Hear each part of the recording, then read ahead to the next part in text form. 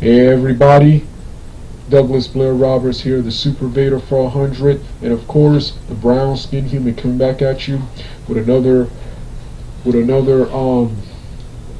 movie series review intro. My previous movie series review intro, whenever I uploaded to YouTube, for some odd reason, the newest, the Crush 40 upload of Sonic What I'm Made Of, their uploaded version for some odd reason has a copyright on it, and whenever I see, and the copyright is actually not a problem according to YouTube, but if I ever want to set this account up for monetization, it will be a problem. So I'm going to do a remade version using two non-copyrighted songs. Even though this is an intro for movie reviews and rants, the What I'm Made Of will from now on this channel will only be the outro, and I'll use one of the old school non-copyrighted uploads of Sonic What I'm Made Of. The intros will feature the Sonic Heroes theme, which I haven't used in a long time, and of course the iconic We Can that I use a lot now.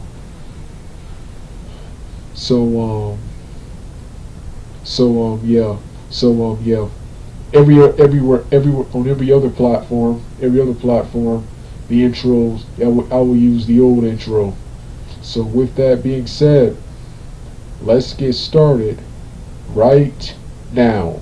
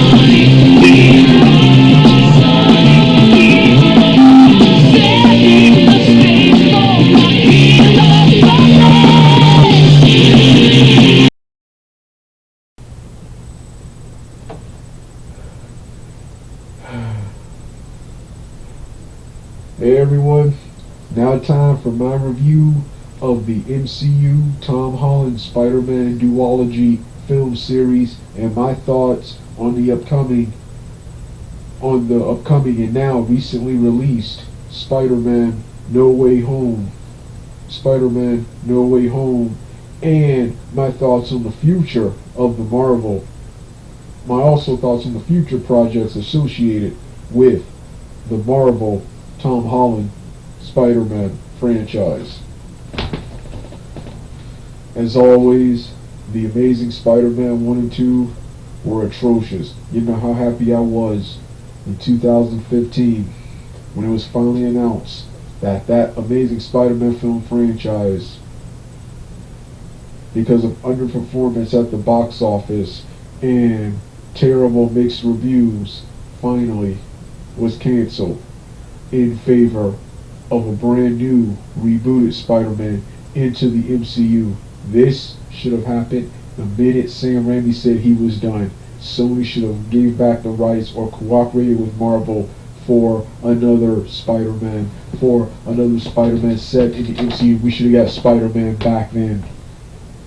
But finally, I guess better late than never, because finally Tom Holland MCU Spider-Man was here.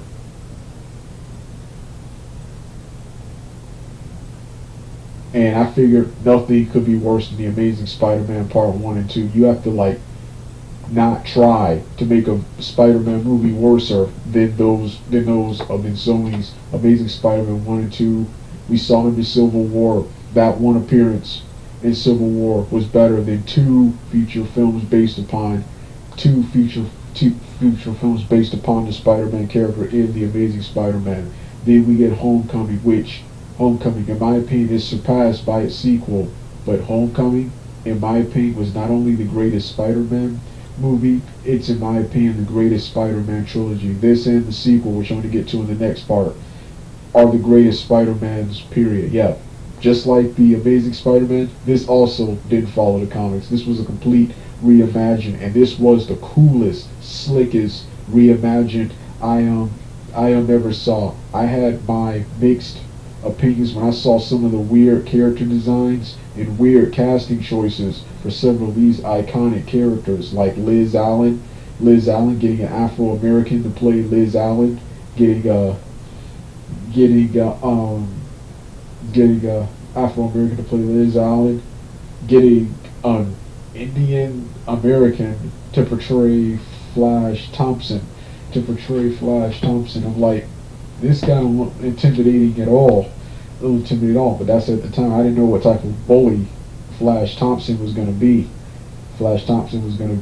And then I see Ned's. Then I see Ned's actor. Like, who is this fat Asian kid? Then there's it was weird. But when I finally saw it, it was nothing short of awesome. It was nothing short of awesome. Only, if I had to say, the only flaw I would have is that while a lot of action, there wasn't a whole lot of action. There wasn't a whole lot of action in the film in comparison to the previous Spider-Man movies.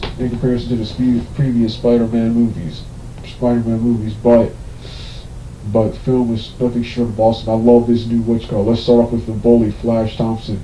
Yeah, Flash Thompson, everyone criticizes because he's not intimidating enough. He's not supposed to be intimidating enough. He's a new type of bully. This is a party dude, smug, rich guy who uses his money and wealth, and his superstar status to bully Peter Parker, and is one of Peter Parker's friends, and is actually one of Peter Parker's comrades. Is despite the antagonistic nature of them. I like this new Flash Thompson. Like I said, this is the new type of bully, and an even more dangerous bully, because this bully doesn't have to. That type of bully Flash Thompson is, he doesn't have to quote unquote beat you down to ruin your life. He can do other things to ruin your life. This is the type of bully I deal with now. I don't deal so much with the big, strong guy coming trying to beat you down and intimidate you like the previous incarnations of Flash Thompson. But this is probably the best reimagined character in a long time. I would normally criticize movies for changing the source material, but when your version is superior to the original, is what you call it. Once again, when it comes to spectacle and realism and just being its own thing, this Spider-Man is way better. Of course, the comic books, when it comes to build-up, when it comes to build-up and storytelling, they're way better because they had issues, and the cartoons had episodes to better flesh out the characters. But when it comes to spectacle and realism and many other things, the live-action versions are 1,000 times better. Just like with Spider-Man 2002, I like how when he messed up on that mission, and nearly endangered all those people, Tony Stark took the iron suit. This is for all the naysayers. Tony Stark took the iron suit away from him and made him earn it. So Peter Parker had to go back to wearing his original suit. And before he also wore a cool hoodie Halloween costume, which is, once again, if Peter Parker and Spider-Man was real life, this is the type of costume he would have. He would not have the expensive tailor-made theater-based costume you saw in Civil War. You damn sure wouldn't have. Actually, he would have it because Tony Stark provides it. Yes, once again, making it realistic. Tony Stark, the robot and armor stuff. Yeah, first I had a problem with it from a design standpoint, but from a plot standpoint, I don't have a problem with it. They show it. They make it more realistic. If he came up with all this on his own, I would be mad. But no, it's provided by Tony Stark of Stark Industries. And Stark took it away from him and made him earn it, saying, yeah, if you're not a hero without it, then you're not a hero at all. See, they made him earn the suit, and Peter Parker, once again, people trust he's in Tony Stark's shadow. Tony Stark was only in the film for that one scene to take the suit away from him, reprimand him for failing and endangering those, for failing to save those people in the elevator. See, he took down the Shockers. Both the Shockers. He took down the Shockers. Those crime people, those thugs dressed as the Avengers. And finally took down Vulture, Adrian Toomes, Vulture, portrayed by Michael Keaton, who was Bruce Wayne, Batman in the Tim Burton Duology, Batman Duology series, who was in Tim Burton's Batman. This character, he was an awesome bad guy, Adrian Toomes, but Peter Parker did all this. He took all of them down. And almost, I'm an adult man, I would never cry, but I almost wanted to cry because of the relationship between Peter and Liz Allen. Liz Allen, love the love triangle between them. Peter Parker wants to be with this woman, but he knows his duties as Spider-Man. He knows she can never know because, once again, he would be endangering her life, so he's forced to bail her with no explanation. Then it ends poorly. At the end, she has to move to Oregon. She's never seen again in the franchise. She's never quote-unquote seen again in the quote-unquote, she has to move to Oregon. And she's never again seen in the franchise again. But this was to set up the next love interest in Mary Jane.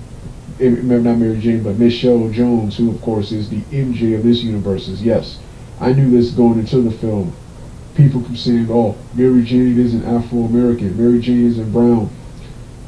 Dude, that's not Mary Jane. That's the Mary Jane, that's the representation of Mary Jane of that universe. That's the MJ of that universe. But it's not Mary Jane. She's Michelle Jones. But she's the representation of the Mary Jane character for that specific universe. Stop with the bullshit.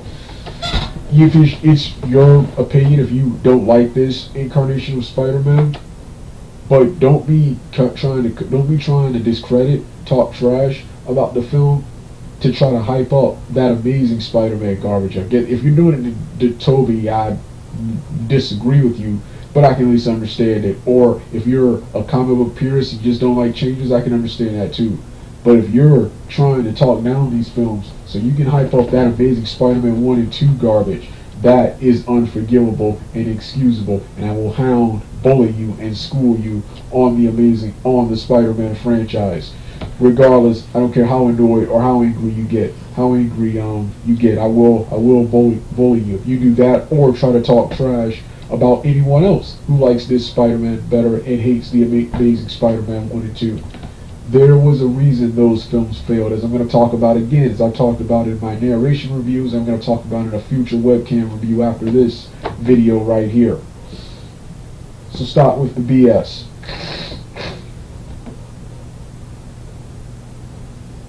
And speaking of new changes, I like Vulture. They made a villain about a bird being good. I've always liked the Vulture. I always thought this was a cheesy comic book. This was a cheesy comic book villain. Even for Spider-Man, which has a lot of cheesy, weird villains, this was the most cheesy one. A guy dressed as a bird. A guy dressed as a bird.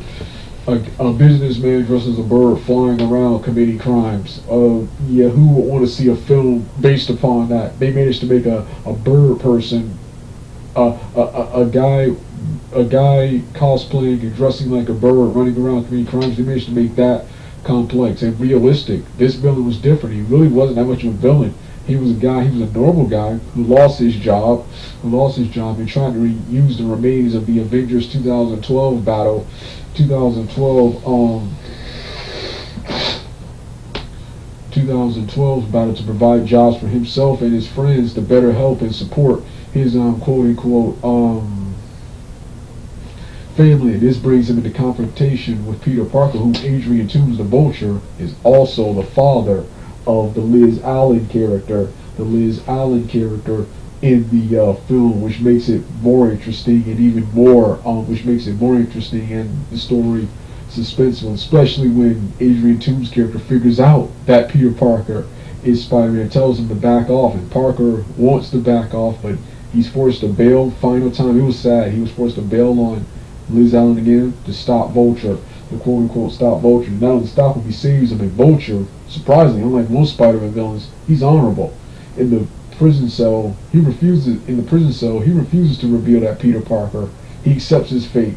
He refuses to believe that Peter Parker. He refuses to reveal that Peter Parker is Spider-Man to the other guy, Gorgon, who is of course supposed to be that universe's Scorpion. There's also a clever reference to Miles Morales, the Afro-American Spider-Man, and his brother, the Prowler, which I missed the first time around. The drug dealing scene. I missed that scene. I was like, why is this scene? I knew the scene was important, but I didn't get what they were referencing until I did research on the Miles Morales Spider-Man character.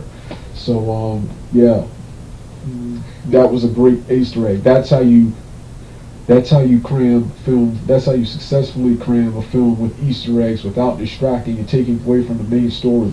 I didn't even know what that scene was. I just knew it was important, but it didn't take away from the main story. Then another thing I like in this film, we got two shockers. Another favorite villain of mine. We got two of them in this quote-unquote movie right here. An Afro-American and a white shocker. So, Spider-Man Homecoming. Phenomenal film, and of course soundtrack is awesome. The Ramones, the late great Ramones, rock and roll punk rock group, one of my favorite classic rock and roll bands. They did the classic what was that song? Oh yeah, they did their own rendition of the Amazing Spider-Man song. There's that version. I don't remember if that version appeared in the film, but at the end, the iconic scene where Aunt May walks in on Peter Parker, and she figures out she's Spider-Man. She says the iconic "What the?" Then it cuts to the credits. It cuts to Blitzkrieg Pop. That was an awesome classic way to end this movie, in this quote-unquote movie right here. So just awesome. One of the best films. One of the greatest films ever. I didn't talk about it when it released because it was just way too much to talk about. And words couldn't describe how awesome it is. Awesome it was, but boy was it awesome. And it was the reboot we needed, the reboot we should have got back when Sam Raimi said he was finished making Spider-Man movies. And you got Tom Holland, the best Peter Parker and best Spider-Man ever. He captures while being totally different, while being a little different from the original Peter Parker and Spider-Man. He captures the super seriousness and badassery of Spider-Man and the comedicness, social awkward and nerdiness of Peter Parker, but also the comedy and wit, and doing something Tom doing something Andrew Garfield and even Tobey Maguire failed to do, that was successfully combine drama, mixed drama, seriousness with humor, find the perfect balance. In my opinion, both Garfield and Maguire failed to do that. At least Maguire though was closer to the character, was closer to truer to the character. But that was one thing they both sold. While Tobey Maguire, like I said, is better because he's an older, more adult Spider-Man, the college and workforce Spider-Man. When it comes to overall portrayal and acting ability, Tom Holland blows both of them out of the water and is the best live-action Spider-Man Peter Parker we have on screen. And those naysayers say this was an Iron Man film. Like I said, Iron Man was only in a couple scenes, man. It was all Peter Parker and Spider-Man. He took down the bad guys on his own, just like Tony Stark, Iron Man did in his movie. This was a Spider-Man movie. So, film was awesome, boy. So yeah, next is Far From Home.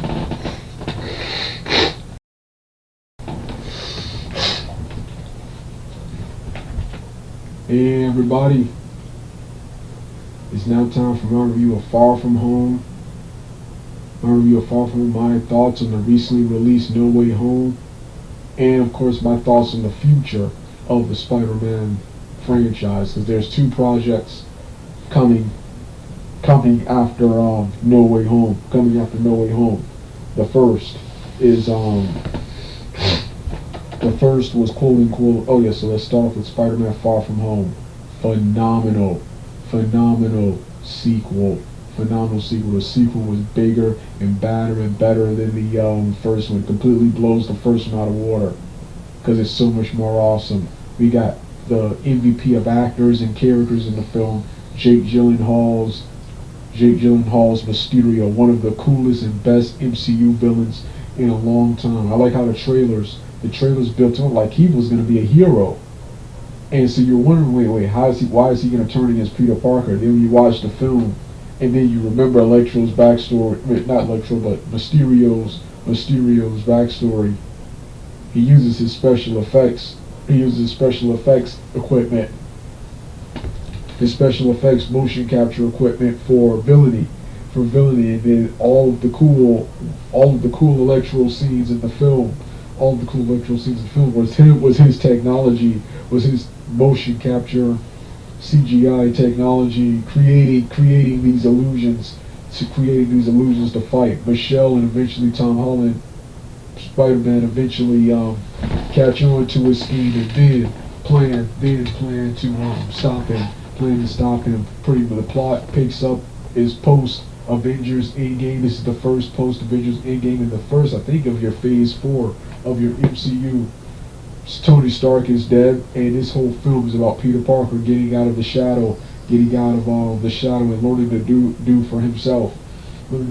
Everyone, they pay tribute to. I like how they pay tribute to Captain America, Vision, and Black Widow, the characters who died during the. We don't know about Captain America, but I'm presuming that he eventually died.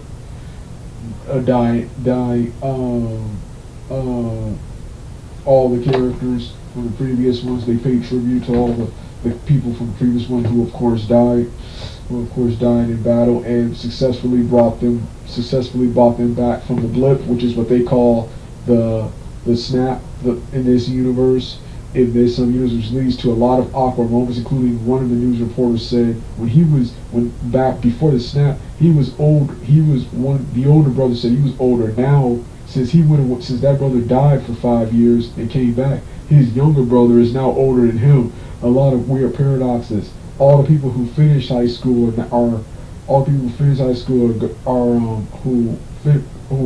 high school before the snap, or were close to, are done with high school, and now all the people who were and all the people who died while in high school are still in high school and are still in the same grade. So pretty much the people who survived the snap got to finish high school as they were. The people who did it had to repeat all the grades over and over again. Like I said, making things more interesting. And then lead to funny moments, including there was an alcohol consumption joke on when Michelle, Ned's the entire class, JB Smooth's character, and what's the guy's name? Peter Parker. Peter Parker. Peter Parker. We're all in Flash. We're all on the airplane. Airplane Flash was about to drink some alcohol. He was about to do something. He was about to do something that you have to be 21 and older to get done. And then Michelle revealed Flash. He was a victim of the blip too. So he's much younger. He's not 21. He's the same age as us. And the woman took away whatever Flash was doing. It was hilarious. Then there was another funny scene. The character of Brad from the first one. He has a slightly bigger role here, where Peter Parker, who Agent Fury and what's her face, Agent Fury and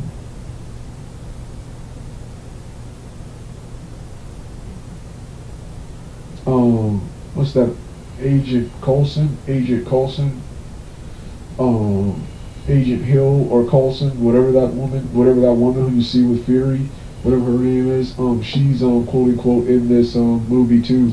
She's in this movie too, and there's an awkward moment involving Peter Parker and a blonde hair spy type woman who convinces Peter Parker to get undressed. Brad accidentally walks in on him and says Michelle Jones needs to know the truth, and he tries to expose Peter, and then the JB Smooth's character says, Brad, you gotta stop taking pictures of people in the bathroom. And then Flash, one of the rare times I like Flash, he stands up for Peter and says, yeah, Brad, what's that about?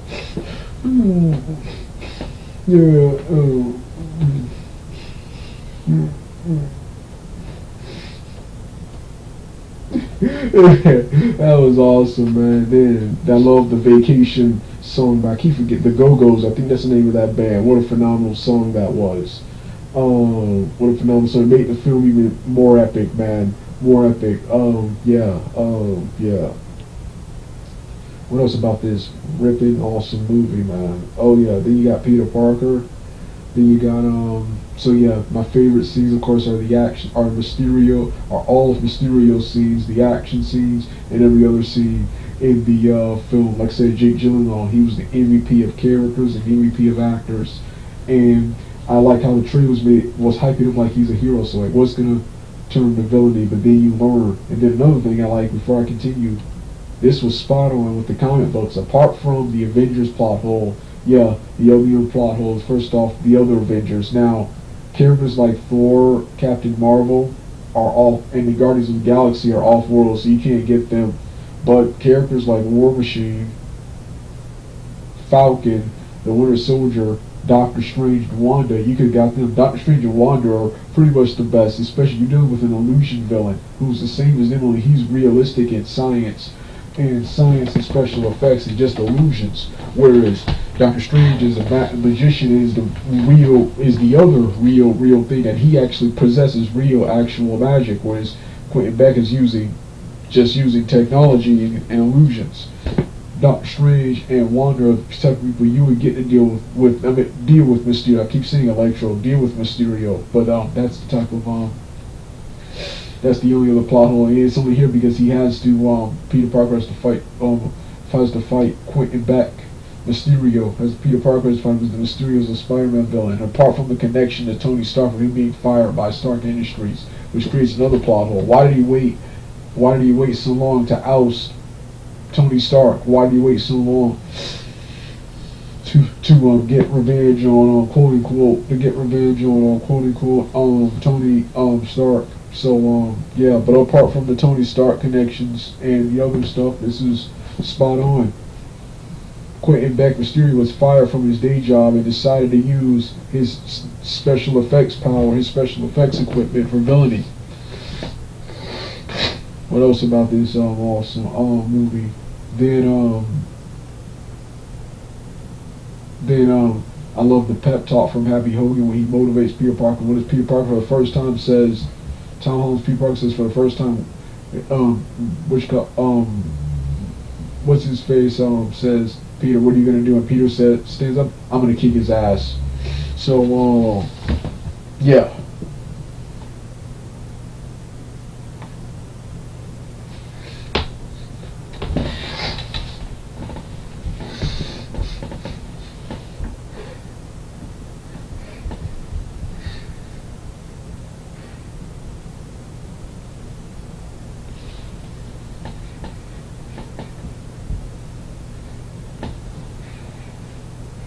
What else about Peter Parker, boy? What else about Peter Parker? Yeah. Then the awesome final fight. Now is it awesome? Then, right when you think, Mysterio's about to win, Peter Parker manages to block one of his shots, and the bullet kills Mysterio. But Mysterio, even long after his death, manages to ruin his life by in the post-credit scene. Post-credit scene shows is able to frame Peter for his own death, and J. Jonah Jameson holds Peter responsible for Mysterio's death, and then turns his world even more upside down by revealing that Peter Parker is Spider-Man for the first time ever. One of the first times ever, Jonah Jameson discovers Peter Parker's secret identity as Spider-Man. Spider-Man's secret identity as Peter Parker is, and then now frames him for setting up the events of the next film, No Way Home. So like I was saying, another phenomenal movie. This was bigger, in my opinion, badder, and better than Endgame. Endgame, once you get past the significance, it's just a average, mediocre popcorn action superhero flick. Once you get past the significance of what that film was, this film right here was way better. I was worried about the Phase 4 post Robert Downey Jr. and Chris Evans, but it's doing fine right now, in my opinion. Fine and better than ever. Looking forward to the next upcoming projects the MCU has planned. Now let's give my thoughts on according to Wikipedia, for Homecoming, they have a prequel television series showing how they're going to be doing a prequel television cartoon series showing how Peter Parker, showing the early days of Tom Holland's Peter Parker, the origin and early days. Oh, I can't wait for that. Once again, just putting the naysayers in their place by showing you the origin stuff. Then you got what else about this awesome movie? What else about this awesome movie? So you got that. You got Tom Holland. He has a deal with both Sony and Marvel to continue playing Spider-Man films. I'm not going to be watching any of that Sony stuff. I don't trust Sony after that Amazing Spider-Man and then the Venom crap fest movies. I don't trust them. I don't trust them. The only reason Into the Spider-Verse was good because that was a movie. And I didn't think that was all that good either, because that was an animated movie and the main character was Afro-American. I didn't think that was all that good either. Then you got the next film, Spider-Man 2. Yeah, Spider-Man 2. Spider-Man 2. Oh yeah, then you got the next one. Oh yeah, No Way Home. What else about No Way Home? What else about it? No Way Home. Oh, it's gonna be awesome. Tell you the truth, when I initially heard about No Way Home, I was excited. I was excited. Then my excitement turned to disappointment when Sony tried to do what they did. Sony tried to bring Spider-Man exclusively back to Sony. This is when I officially abandoned all interest in Sony Spider-Man projects. I'm not looking forward to Jared Leto's Morbius movie.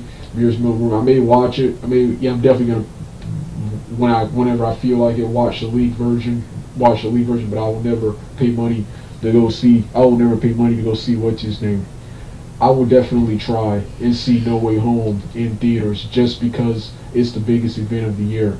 Then my disappointment turned to excitement again when Tom Holland, proving that he is Peter Parker as Spider-Man, that he is a hero, came up with a deal that benefits both parties and fans, the MCU and Sony fans, by having Spider-Man appear in both. But I just much rather him just to do the Marvel stuff. I don't trust Sony. Sony doesn't deserve to have anything.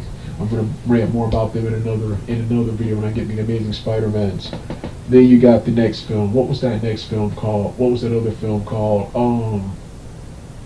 Oh yeah. Then my excitement turned to disappointment again when I saw the news that Jamie Foxx was returning as Electro, and saw these incoming rumors, which I kept trying to disprove, that Tobey Maguire and Andrew Garfield coming back. I'm okay with Tobey Maguire coming back, and I was excited when I heard the news that Doc Ock was returning, and that the Green Goblin, Norman Osborn, and William Dafoe's Green Goblin can come back. I do want to see where Maguire was, but I did not want to see any part of Garfield. I did not want to see any part of Garfield in the film, and I tried everything in my power to disprove Garfield was here. The Electro, they made it seem like Electro was quote unquote from another universe. I mean, from this universe actually, this universe actually, and something closer to the original comic books, and kept trying to disprove it, kept getting into fights with people, kept getting into fights with people online. But then when the second trailer dropped, when my first trailer dropped, I was mixed. Half of me was excited, but half of me was left uncertain, because I didn't want Garfield in the film. Then the second trailer dropped. Oh man, more excitement and more disappointment. The excitement was it was awesome, but the disappointment was I could predict every superhero scene. Then superhero scene. So yeah, but the film looks awesome, and can't wait to see it. Can't wait to quote unquote see it. But yeah, definitely Tobey Maguire and Andrew Garfield definitely are in the film. I tried everything in my power to disprove. I wanted Maguire, but it's Garfield I don't like and don't want. But yeah. But it looks like this film, as long as he doesn't take the spotlight from Holland and Maguire from Holland, I'm good. So yeah.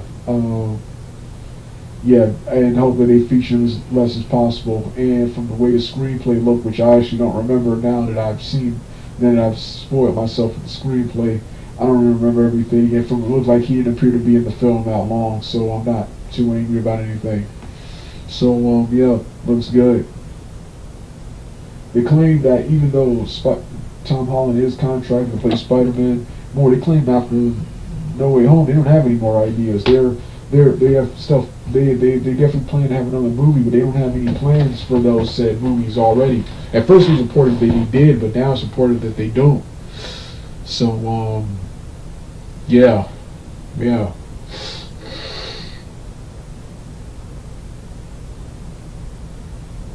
So yeah, this has been my review of this MCU Spider-Man Duology. You don't want to hear the rest of the music, turn the video off right now.